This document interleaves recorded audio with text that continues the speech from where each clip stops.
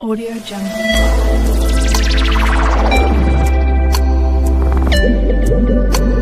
Audio Jungle.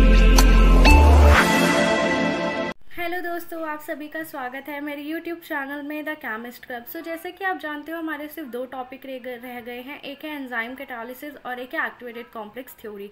So enzyme catalysis is very important and activation chemistry activated complex theory is also important as well. So what you have to do is now that I'll be explaining the enzyme catalysis now, because enzyme catalyst is very important and it's very easy as well. But जो activated complex theory है वो बहुत मुश्किल है and सच बताऊँ तो उसका explanation मुझे भी नहीं आता। तो what I will be doing at the end is कि मैं आपको अपने notes की फ़ोटो दिखाऊंगी activated complex की, जो मैंने लिखी है। उस फोटो का आप स्क्रीनशॉट ले लेना, समझ आ रहा है तो ठीक है, वरना उसमें मैं आपको इंपॉर्टेंट चीज़ें बताऊंगी, उनको रट लेना। एंड सीरियसली वही बहुत इंपॉर्टेंट है, अगर आप उनको रट लोगे तो समझ लो आपका पूरा काम हो गया है और आपको उसके अलावा और कुछ करने की ज़रूरत नहीं है। सो एंजाइम कैटालिसिस की बात करें तो देखो, हमारी जो बॉडी है उसके अंदर बहुत सारी रिएक्शंस ऐसी होती हैं जो एंजाइमेटिक होती हैं, ठीक है। एंजाइमेटिक मतलब हमारा डाइजेशन हो रहा है तो पर्टिकुलरली कोई एंजाइम है वो हेल्प करता है डाइजेशन में। हम लोग कोई मेडिसिन लेते हैं तो वो एंजाइम हेल्प करता है उसकी बाइंडिंग, लॉकिंग में, उसकी रेट ऑफ रिएक्शन को इंक्रीज़ कराने में। सो एंजाइम जो होते हैं वो बायोलॉजिकल कैटलिस्ट होते हैं जो हमारी बॉडी में कुछ रिएक्शंस को फास्ट करते हैं। तो उनकी कैटालिसिस पढ़ना, उनको डिटेल में पढ़ना वाज अ टास्क। सो उसके बारे में हमें आज देखना है और ये बहुत इंपॉर्टेंट है, तो इसको आप समझते चलना one by one. So enzyme क्या होते हैं? ये कैटलिस्ट होते हैं, या बेसिकली कैटलिस्ट क्या होते हैं, ठीक है। एंजाइम कैटलिस्ट से पहले हमें कैटलिस्ट पता होना चाहिए। तो कैटलिस्ट वो सब्सटेंस होते हैं जो इंक्रीज करते हैं रेट ऑफ रिएक्शन को without modifying the overall standard, gives free change energy in the reaction. This is called catalysis. Catalyst का काम होता है कि रेट ऑफ रिएक्शन को इंक्रीज करना, बट वो ओवरऑल गिब्स फ्री एनर्जी को चेंज नहीं करता है। क्यों? क्योंकि फाइनल वैल्यू और इनिशियल वैल्यू, अब आप अगर एक चीज़ देखो, ये मेरा ग्राफ है, ये मेरा ग्राफ है, ठीक है। यहाँ पर मेरे प्रोडक्ट है, यहाँ पर मेरा रिएक्टेंट है। तो इसकी पर्टिकुलर एक एनर्जी है, इसकी एक पर्टिकुलर एक एनर्जी है। इतनी जो होगी वो आपकी क्या होगी? डेल्टा एच होगी, डेल्टा एच होगी, ठीक है। डेल्टा एच से आप डेल्टा जी आराम से निकाल सकते हो, ठीक है। सो जब आपका डेल्टा एच फिक्स्ड है तो डेल्टा जी भी फिक्स्ड होगा। अब कैटलिस्ट क्या करेगा? बस एक्टिवेशन एनर्जी को कम कर देगा, बट प्रोडक्ट और रिएक्टेंट की एनर्जी, एवरेज एनर्जी उतनी ही रहेगी। तो वही मेरा यहाँ पर कहने का मतलब है कि वो गिब्स फ्री एनर्जी को चेंज नहीं करता है, ठीक है। वो बस रेट ऑफ रिएक्शन को बढ़ा देता है। एंजाइम्स जो होते हैं वो होते हैं बायोलॉजिकल कैटलिस्ट, और ये एक एब्जॉर्प्शन प्रोसेस होता है। Enzyme surface active sites, enzyme पे क्या होता है? कुछ एक्टिव साइट्स होती हैं, ठीक है। एंजाइम जैसे आप मानो अगर मेरा ये एक एंजाइम है, ठीक है, एंजाइम पे कुछ एक्टिव साइट्स होती हैं इस तरीके की जो एक्टिव साइट्स होती हैं, इस पर जो हमारा सबस्ट्रेट आता है, जो रिएक्टेंट मॉलिक्यूल आता है, वो एड्जॉर्ब होता है तो फिर रिएक्शन होती है तो फिर हमारा प्रोडक्ट मिलता है। तो उस तरीके से यहाँ पर ये बोला गया है कि जो ये एक एड्जॉर्प्शन प्रोसेस है, मतलब एंजाइम के पास कुछ एक्टिव साइट्स होती हैं, सबस्ट्रेट उन पे एड्जॉर्ब होता है और फिर रिएक्शन होती है। The affinity of reactant substrate is more to get absorb on the surface than the product. अब देखो, प्रोडक्ट हमें क्या चाहिए? हमें रिएक्शन में प्रोडक्ट ही तो इम्पॉर्टेंट है, प्रोडक्ट ही हमें एंड प्रोडक्ट चाहिए, है ना। तो हमारा जो प्रोडक्ट की एफिनिटी होनी चाहिए वो एंजाइम पे चिपकने की वो कम होनी चाहिए। अगर प्रोडक्ट की एफिनिटी ज़्यादा होगी रिएक्टेंट से तो क्या होगा ना, थोड़े टाइम बाद सारा प्रोडक्ट ही हमारे एंजाइम के ऊपर एक सरफेस बना लेगा। रिएक्टेंट को एंजाइम के ऊपर बैठने की जगह ही नहीं मिलेगी और हमारा जो रिएक्शन होगा वो पॉसिबल नहीं हो पाएगा, ठीक है। तो अगर हमारा रिएक्टेंट ही एब्जॉर्ब नहीं होगा एंजाइम पे तो प्रोडक्ट तो बनेगा ही नहीं। तो इसीलिए हमारी एफिनिटी रिएक्टेंट की ज़्यादा होनी चाहिए than the product. Enzyme catalysis में substrate molecule adsorbed on the active site of enzyme where they form enzyme substrate complex. Enzyme catalysis में क्या होता है कि जो सबस्ट्रेट होते हैं वो एंजाइम पे एड्जॉर्ब होते हैं और वो दोनों मिलकर एक एंजाइम सबस्ट्रेट कॉम्प्लेक्स का निर्माण करते हैं। ये जो कॉम्प्लेक्स होता है फिर ये डिकम्पोज होकर हमें प्रोडक्ट देता है।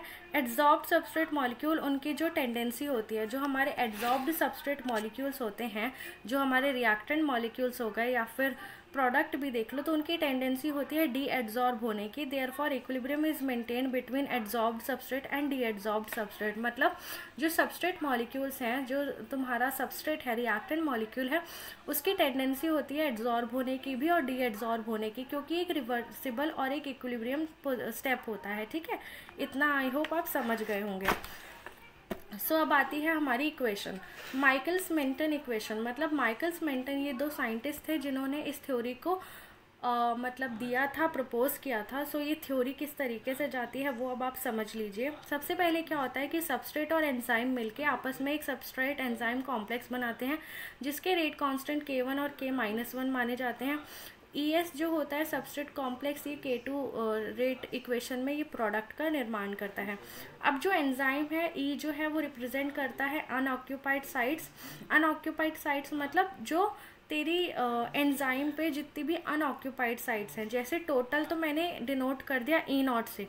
E0 जो होगा वो होगा मैक्सिमम नंबर ऑफ साइट्स जो अवेलेबल है एंजाइम पर, और ES जो है वो बताएगा जो ऑक्यूपाइड साइट्स हैं, और E बताएगा अनऑक्यूपाइड साइट्स। तो एक हमें रिलेशन यहाँ से पता चल सकता है, E0 is equals to E plus ES। ठीक है, क्योंकि E0 क्या है, maximum total number of sites हैं। तो टोटल नंबर ऑफ साइट्स में कुछ ऐसी हैं जो अनऑक्यूपाइड हैं और कुछ ऐसी हैं ऑक्यूपाइड हैं। तो अब ये जो है ये concentration of free active sites हैं। E जो है ऑब्वियसली अनऑक्यूपाइड है तो फ्री एक्टिव साइट्स की कंसंट्रेशन है, और ये ES बताता है concentration of occupied sites. Okay, अब जैसे ये मैंने एक तरीके से समझाया है, यहाँ पर क्या है, ऐसे करके एंजाइम के कुछ अनऑक्यूपाइड साइट्स हैं। सबस्ट्रेट आया, सबस्ट्रेट ने क्या किया, ES ऐसे करके एंजाइम सबस्ट्रेट कॉम्प्लेक्स बना लिया। तो अब अगर यहाँ पर देखो आप, कुछ E तो खाली है और कुछ E ने ES बना लिया है, तो टोटल तो E0 ही है जो यहाँ पर दे रखा है, उनमें से कुछ ES है और कुछ E है, तो इसलिए ये इक्वेशन हमें यहाँ पे मिलती है। अब रेट, जैसा कि आप जानते हो, हमेशा फाइनल जो रेट कांस्टेंट की इक्वेशन होती है उस पर डिपेंड करता है। तो उसी तरीके से मैंने यहाँ पर लिखा है rate is equals to K2 ES। अब मैंने यहाँ पर क्या करा है, एक SSA लगाई है, स्टेडी स्टेट अप्रॉक्सीमेशन ES पे, क्योंकि ये एक इंटरमीडिएट है, ये फाइनल रिएक्शन का कुछ भी पार्ट नहीं है। ES पे अगर मुझे स्टेडी स्टेट अप्रॉक्सीमेशन लगानी है तो मैं क्या करूँगी, rate of consumption is equals to rate of formation. अब बच्चों, मैं आपको एक चीज़ बताना चाहती हूँ कि अगर आप लोगों ने मेरी पुरानी वीडियोस नहीं देखी हैं स्टेडी स्टेट अप्रॉक्सीमेशन की, तो प्लीज़ आप उन्हें देखिए, क्योंकि वो आप नहीं देखोगे तो आप ये क्वेश्चन सॉल्व नहीं कर पाओगे। ठीक है, मैंने उसमें बहुत अच्छे से बताया है, आपको इजी ट्रिक्स बताई हैं कैसे आप स्टेडी स्टेट इक्वेशंस लगा सकते हैं और उन्हें पढ़ सकते हैं। अब आपको क्या करना है, ES पे आपको स्टेडी स्टेट अप्रॉक्सीमेशन लगानी है। तो अब आप यहाँ पर इक्वेशन देखो, मैं आपको यहाँ पर लिख के बताती हूँ। ये देखो, तो रेट ऑफ फॉर्मेशन किसका, ES का, is equals to rate of consumption किसका, ES का। ठीक है, तो रेट ऑफ फॉर्मेशन मतलब ES कहाँ पर फॉर्म हो रहा है, तो फॉरवर्ड रिएक्शन में ही फॉर्म हो रहा है, तो ये क्या हो गया, ES, सॉरी ये गलत लिख दिया मैंने, इसमें फॉर्म हो रहा है ना, तो ये होगा K1SE। अब डीकम्पोजिशन कंजम्पशन किस में हो रहा है, एक तो बैकवर्ड में हो रहा है और एक इधर हो रहा है, तो एक हो जाएगा K2ES प्लस K-1 ES। ठीक है, अब ES की वैल्यू देखो, निकालो यहाँ से, ES की वैल्यू हो जाएगी K1SE अपॉन में K2 प्लस K-1, तो ये आपकी ES की वैल्यू आ जाएगी। ठीक है, ये बहुत इंपॉर्टेंट है और एक इक्वेशन हमारे पास ये तो है ही। अब एक चीज़ देखो, ES को हम लोग E0 की टर्म्स में लिख सकते हैं, E0 और E की टर्म्स में। क्यों लिखना है मुझे E0 और E की टर्म्स में, क्योंकि E0 तो टोटल साइट्स हैं, ये मुझे पता होगी हमेशा, और E की टर्म्स में हम इसलिए लिख सकते हैं क्योंकि अनऑक्यूपाइड साइट्स हैं, ये हमारा इंटरमीडिएट है, तो ये इसको सॉल्व करना हमें मुश्किल है। तो हमने ES को क्या लिखा, E0 minus E is equals to ES। तो आप ये यहाँ पर लिख दो, इधर पे ये चीज़ लिख दो, तो ES की जगह आप क्या लिख सकते हो, E0 minus E is equals to K1SE upon में K2 प्लस K-1। तो अब एक चीज़ देखो, यहाँ से हमें E की वैल्यू निकालनी है, ई की वैल्यू अगर हमें निकाल लेंगे तो हमारे लिए बहुत ईजी रहेगा, क्योंकि ई हमें बताएगा अनऑक्यूपाइड साइट्स। तो देखो दोस्तों, आपने इतना पार्ट कैलकुलेट कर लिया है। अब मुझे देखो यहाँ से ई को एलिमिनेट करना है। ई को एलिमिनेट मुझे इसलिए करना है क्योंकि ई मुझे नहीं पता, ई एस नहीं पता। तो देखो अब मैं धीरे धीरे दोनों चीज़ें कैसे एलिमिनेट करूँगी।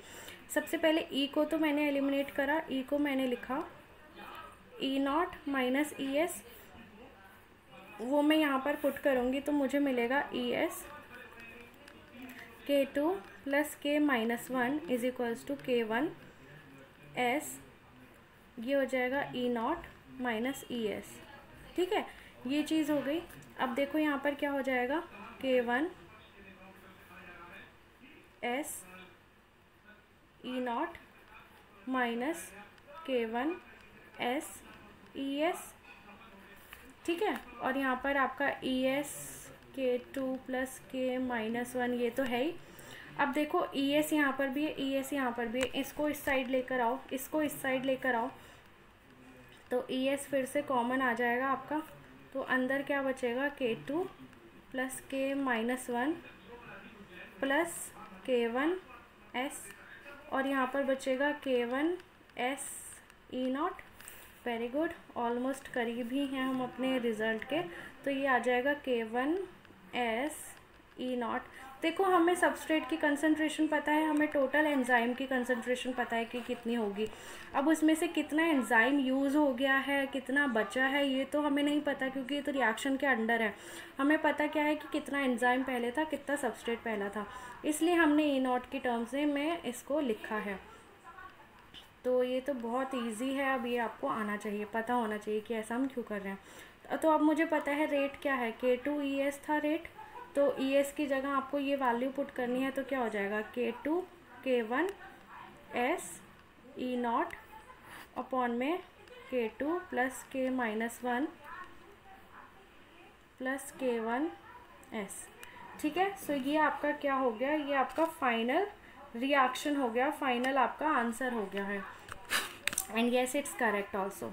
अब देखो, अब इसमें ये लोग क्या करते हैं ना, ये जो हमारा फाइनल रिजल्ट आया है विच इज़ आर, हमारा जो है के to K one E not S upon में के two plus K minus one plus के वन एस।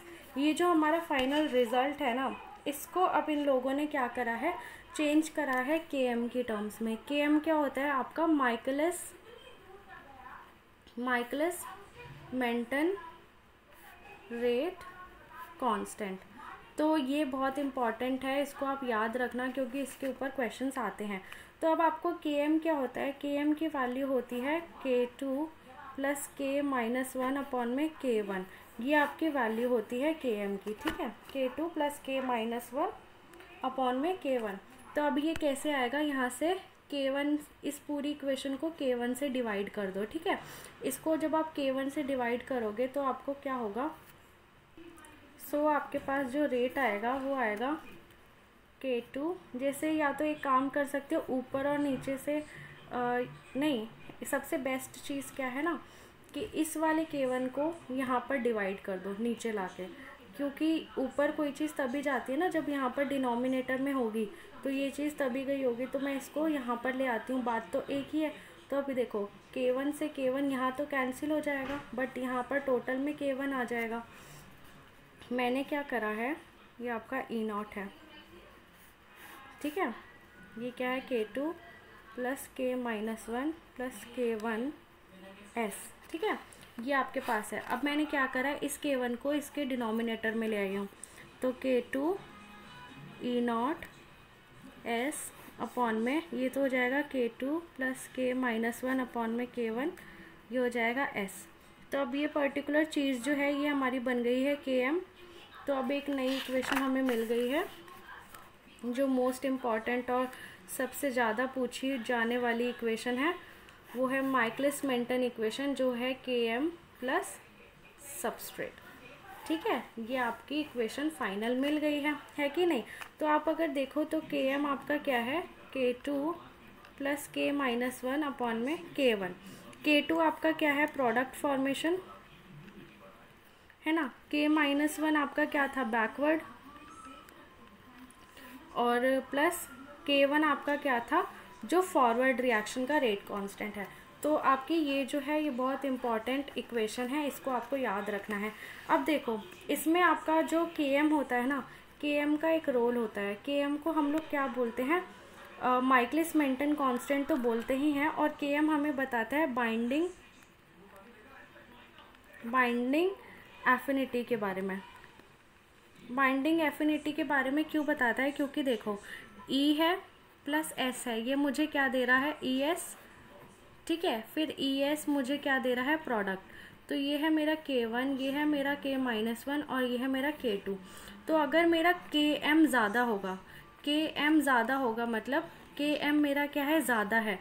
Km मेरा ज़्यादा कब होगा, जब मेरा K1 कम होगा।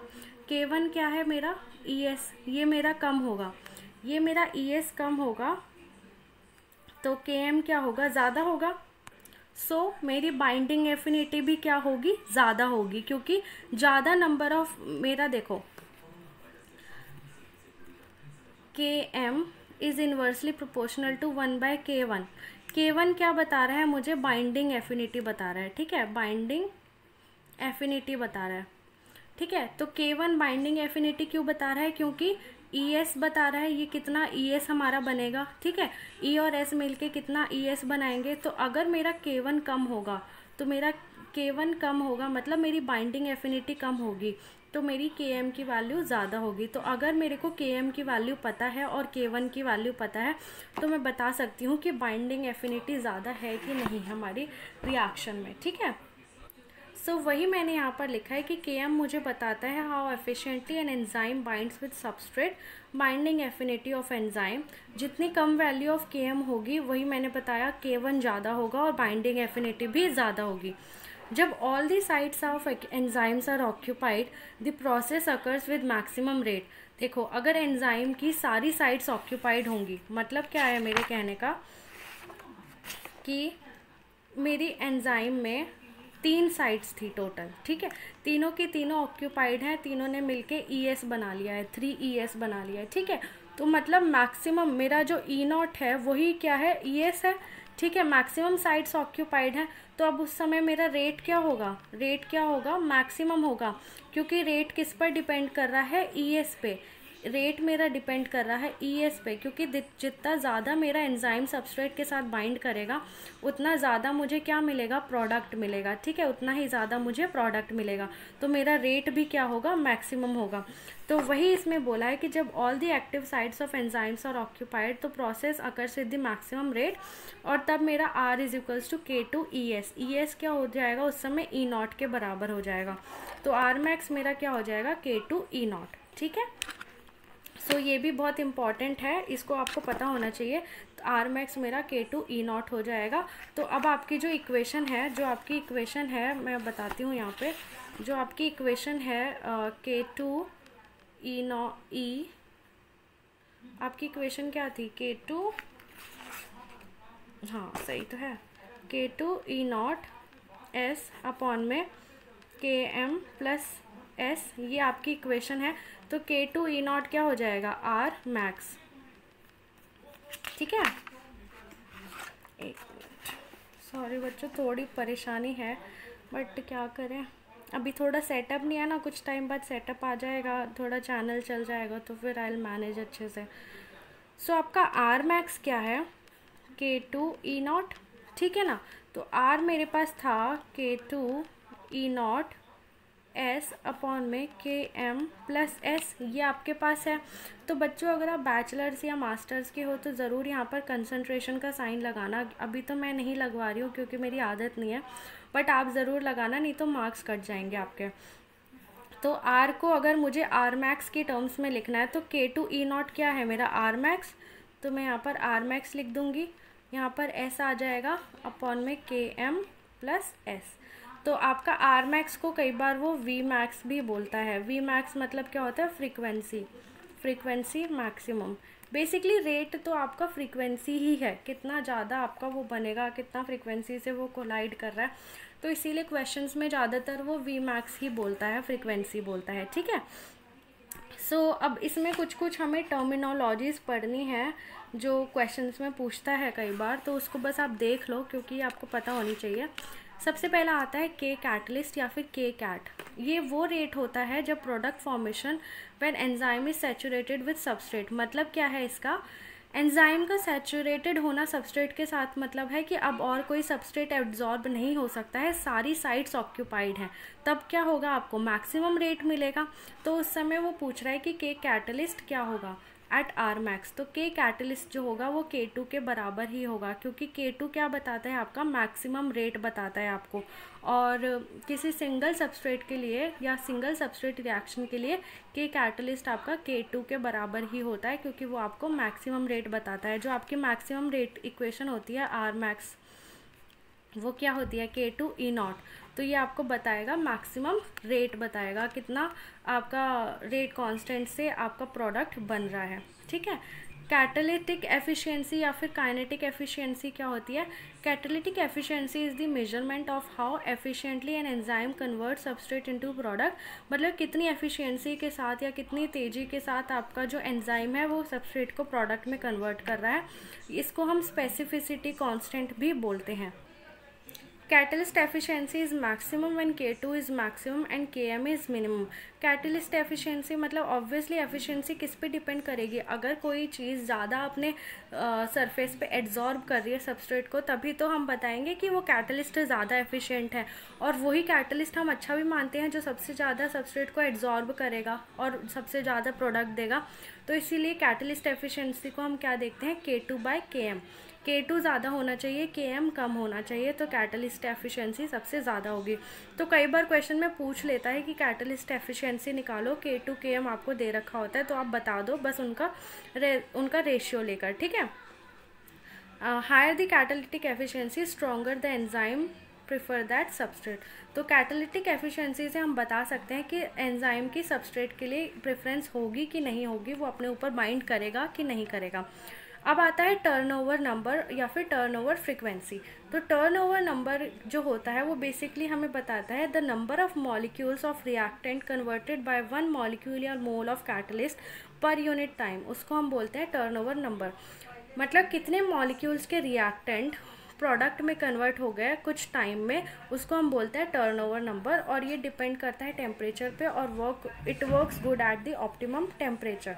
अब हमें पता है रेट क्या है, R max S Km plus S. तो आर मैक्स मैंने आपको बताया ही था, ये K2 E0 होता है, जैसे अभी लिख के बताया मैंने। यहाँ से यूनिट ऑफ Km भी हम बता सकते हैं, K-1 प्लस K2 अपॉन में K1।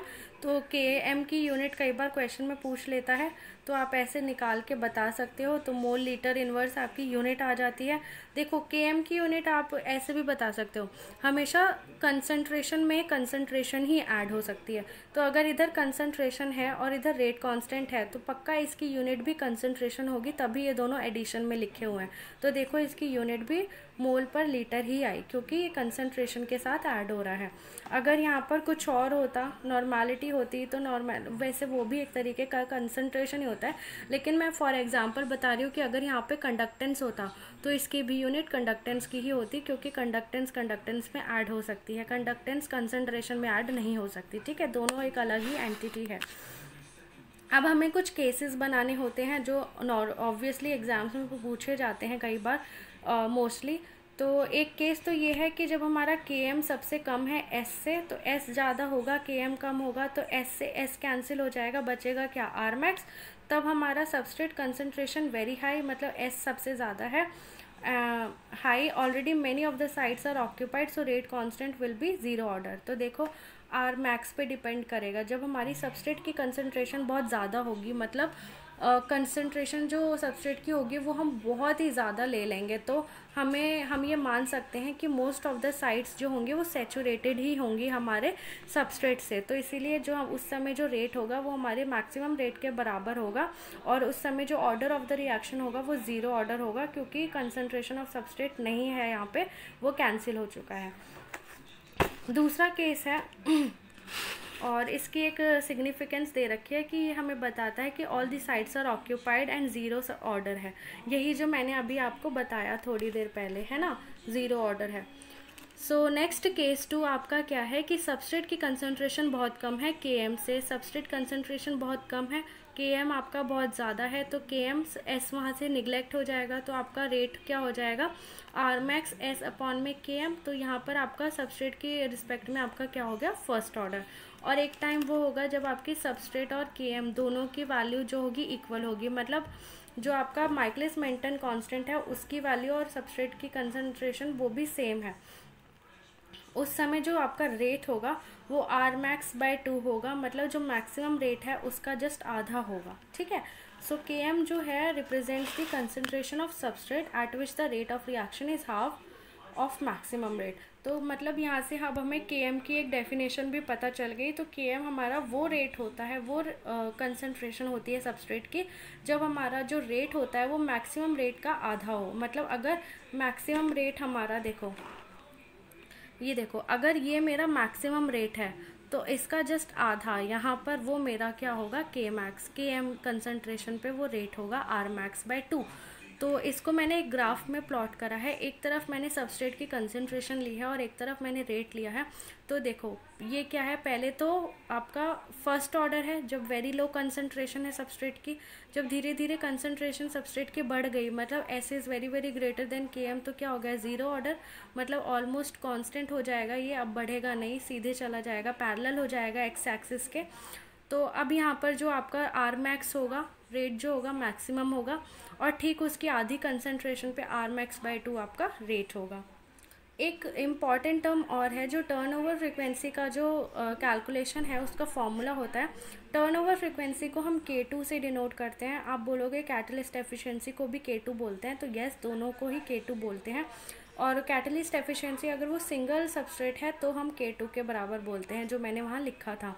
अगर सिंगल नहीं है तो वो कॉम्प्लेक्स हो जाता है, तो वो हम अभी नहीं पढ़ते क्योंकि वो हमारे कोर्स में नहीं है।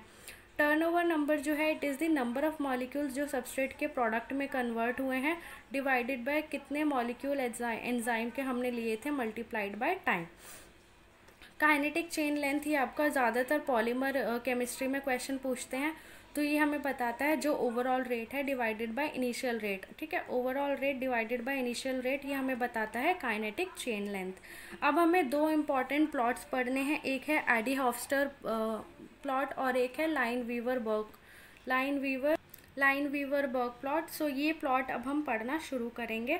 सो इसमें कुछ भी नहीं है, बहुत इजी प्लॉट है, बट इनसे क्वेश्चंस बहुत ज़्यादा आते हैं, बहुत ही ज़्यादा पूछे जाते हैं। तो आपको बस ये पता होना चाहिए कि ये प्लॉट्स किन के बीच में है, ठीक है। पहला प्लॉट है हमारा लाइन वीवर बर्ग प्लॉट। सो जो लाइन वीवर बर्ग प्लॉट है ये बेसिकली प्लॉट होता है जो हमें बताता है R max और Km, मतलब जो मैक्सिमम रेट है उसकी वैल्यू बताता है और Km माइकलिस मेंटन कांस्टेंट की वैल्यू बताता है। और ये दोनों वैल्यू वो कैसे बताता है, इंटरसेप्ट और स्लोप की मदद से। और इसका जो प्लॉट होता है वो बेसिकली 1/R वर्सेस 1/S होता है, मतलब 1/रेट वर्सेस 1/सबस्ट्रेट होता है कंसंट्रेशन। और कई बार क्वेश्चन में वो 1/R की जगह 1/V भी दे देता है, जो होता है फ्रीक्वेंसी। तो R is equals to R max S upon में Km प्लस S, जो अभी तक हम इक्वेशन देखते आ रहे थे। अब ये आपका y एक्सिस है, ये आपका x एक्सिस है। तो y is equals to mx plus c, इस फॉर्म में आप इसको कन्वर्ट करो, मतलब 1/R वर्सेस 1/S की टर्म्स में आप इसे लेके आओ, इसको पूरा सॉल्व करो। फिर आपके बाद जब आपके पास सॉल्व आप कर लोगे तो इस प्रकार की एक इक्वेशन आएगी। ये आपका क्या है, y एक्सिस है, ये आपका क्या है, x एक्सिस है, 1/S। Km/R max ये आपका स्लोप है, 1/R max आपका इंटरसेप्ट है। तो अब आप देखो m की वैल्यू क्या है, Km/R max, c की वैल्यू क्या है, 1/R max जो आपका इंटरसेप्ट है। अब इसको आप प्लॉट करोगे तो ये आपका देखो पॉजिटिव इसका स्लोप है, तो ये आपका क्या होगा, एक पॉजिटिव लाइन होगी और यहाँ पर आपका इंटरसेप्ट 1/R max होगा। तो आपको वो इसकी यूनिट निकालनी होगी। सबसे पहले स्लोप की यूनिट निकालोगे तो ऊपर क्या है, Km की यूनिट आपको पता है मोल पर लीटर इनवर्स, और R max जो आपका रेट है, रेट की वैल्यू तो आपको पता ही होती है कंसंट्रेशन अपॉन में टाइम। तो कंसंट्रेशन कैंसिल हो जाएगी तो आपका स्लोप की यूनिट होगी सेकंड इनवर्स, ये इसकी यूनिट होगी। ऐसे ही इंटरसेप्ट की आप यूनिट निकाल सकते हो 1/R max। तो रेट आपका क्या होता है, mole litre inverse into second inverse. तो आपकी जो इंटरसेप्ट है उसकी जो यूनिट होगी वो हो जाएगी मोल इनवर्स लीटर सेकेंड। तो क्वेश्चन में आपको बोलेगा कि according to Lineweaver Burk plot आपका स्लोप की वैल्यू कुछ x है और c की इंटरसेप्ट की वैल्यू y है। So calculate the value of km Michaelis Menten constant, तो वो आपको कैलकुलेट करनी पड़ेगी, ठीक है। सो इस तरीके से हम लोग लाइन वीवर बर्ग प्लॉट को पढ़ते हैं। और नेक्स्ट जो लास्ट प्लॉट है वो है एडी हॉफस्टर प्लॉट, तो जिसको एडी प्लॉट भी बोलते हैं। सो ये जो प्लॉट होता है ये बेसिकली किसके बीच में होता है, R by S versus R, ठीक है। R by S versus R ये दो अलग अलग प्लॉट हैं, तो ये बहुत ही अच्छे प्लॉट हैं। इनसे हमें बहुत ज़्यादा क्वांटिटेटिव डेटा मिल जाता है हमारे एंजाइम कैटालिसिस का, जो हमें माइकलिस मेंटन कांस्टेंट इक्वेशन से नहीं मिलता है, क्योंकि उससे हम नहीं कैलकुलेट कर सकते हैं। ये बहुत ही डायरेक्ट प्लॉट देता है। जैसे हमें पता ही है कि स्ट्रेट लाइन इक्वेशंस हमें बहुत ईजी होता है उनसे पढ़ना, तो इस वजह से इनको पढ़ना काफ़ी ईजी होता है। तो 1 बाय आर यहाँ पर आपको प्लॉट करना है R by S versus R. तो R बाय एस मतलब rate by substrate concentration versus rate. तो ये आपका y एक्सिस है, ये आपका x एक्सिस है। आपको इस तरीके से इस इक्वेशन को मोल्ड करना है, जो आपकी इक्वेशन है रेट वाली उसको इस तरीके से लिखना है ताकि आप इस पर्टिकुलर फॉर्म में आप इक्वेशन को ले आओ। तो आपको वैसे ही आपको पता ही आपकी रेट इक्वेशन है, तो आप सबस्ट्रेट को यहाँ पर डिवाइड करो, इस तरीके से इसको सॉल्व करो कि आपके पास एक फाइनल आपका इस तरीके का आपकी इक्वेशन आएगी, which is y axis is equals to, ये आपका पर्टिकुलरली इंटरसेप्ट है और ये आपका क्या है, स्लोप है, जो आपका x एक्सिस है। तो y is equals to c plus M X, ये इक्वेशन बन गई है। नेगेटिव स्लोप है तो मतलब डाउनवर्ड इसका स्ट्रोक आएगा, जैसे कि मैंने यहाँ पर दिखाया है डाउनवर्ड स्ट्रोक आया है। इसका इंटरसेप्ट आपको पता है आर मैक्स बाय एस, और इंटरसेप्ट आपका are max by K M है, जिसकी यूनिट सेकेंड इनवर्स है, जैसे हमने पीछे निकाली थी। और स्लोप इसमें क्या है, 1 बाय के एम, जिसकी यूनिट हमें पता है। पीछे वाले में स्लोप आपका क्या था, R max by K M, ये आपका sorry K M by R max slope था, और यहाँ पर आपका स्लोप क्या है, 1 बाय के एम। और इसका जो इंटरसेप्ट है वो है are max by K M, उसका जो इंटरसेप्ट था वो था 1 बाय आर मैक्स। तो थोड़ा ऑपोजिट है, आपको बस ये प्लॉट याद रखना है कि वो आपका 1 बाय आर वर्सेस, वो आपका क्या था, 1 by R versus 1 by S है, और ये आपका क्या है, R by S versus R है। इतना आपको याद रखना है और आप वहाँ पर डिराइव कर लेना, क्योंकि 4 मार्क्स का क्वेश्चन होता है, तो मैं यही सजेस्ट करूँगी कि आप वहाँ डिराइव कर लो, क्योंकि ये पूरी इक्वेशन याद रखने में प्रॉब्लम हो सकती है, माइनस प्लस में दिक्कत आ सकती है, ठीक है। तो मैं आपको बिल्कुल ये सजेशन नहीं दूँगी कि आप ये रटो इक्वेशन। सीरियसली बच्चों, मेरी आप बात मानो, बिलीव करो, ये बिल्कुल इक्वेशन रटना मत, बस आप ये याद रख लो कि किसके बीच में प्लॉट्स होते हैं। चाहे तो इनके नाम भी नहीं, नाम तो याद रखने पड़ेंगे क्योंकि लाइन वीवर है और ये एडी प्लॉट है। तो बस इतना याद रखो कि लाइन वीवर में 1 by R versus 1 by S होता है, और एडी प्लॉट में R by S versus R होता है। सो इस तरीके से हमारे प्लॉट्स होते हैं। सो मैं आपको यही सजेस्ट करूँगी, आप इसको प्लीज़ ये याद रखो कि किसके बीच में प्लॉट है, रेदर देन पूरी इक्वेशन याद रखना। अब मैं आपको ये अपने एक्टिवेटेड कॉम्प्लेक्स थ्योरी के नोट्स दिखा रही हूँ, इसका आप प्लीज़ वीडियो पॉज करके स्क्रीनशॉट ले लेना। पहला पेज ये है, दूसरा पेज आपका ये है, इसको देख लेना अच्छे से। तीसरा पेज आपका ये है, इसका स्क्रीनशॉट ले लेना। चौथा पेज आपका ये है, ठीक है। पांचवा पेज ये है, ठीक है, क्वेश्चन आप देख लो।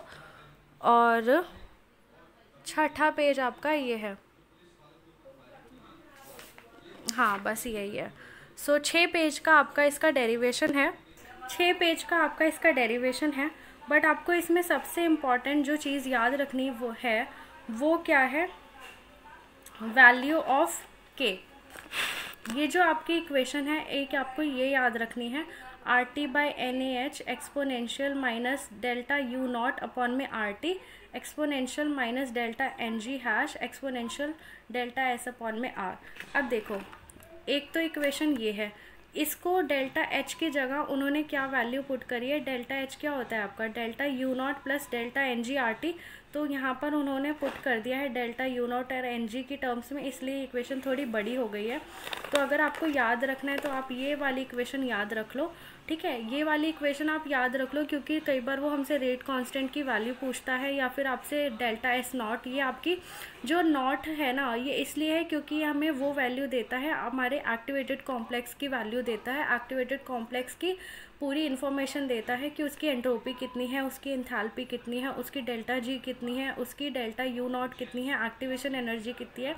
तो ये हमें क्वांटिटेटिव डेटा देता है, ठीक है।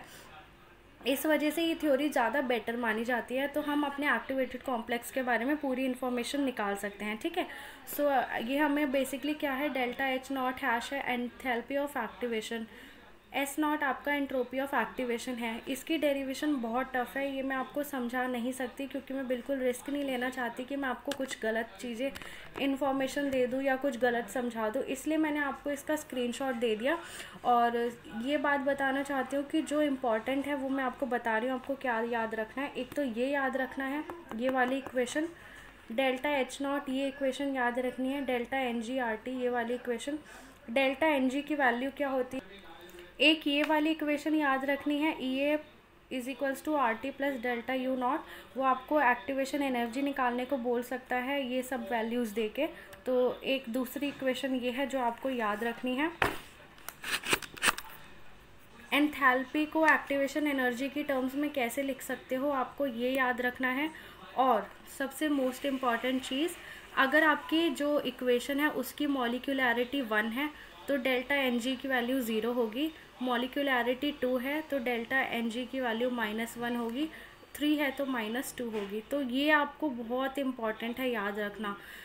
पता है बच्चे सबसे ज़्यादा गलती इसी में ही करते हैं, वो लोग डेल्टा एन जी की वैल्यू उन्हें पता ही नहीं होती, वो लोग जो थर्मोडाइनमिक्स में पढ़ते हैं वो उसके अकॉर्डिंग लिखते हैं, ठीक है।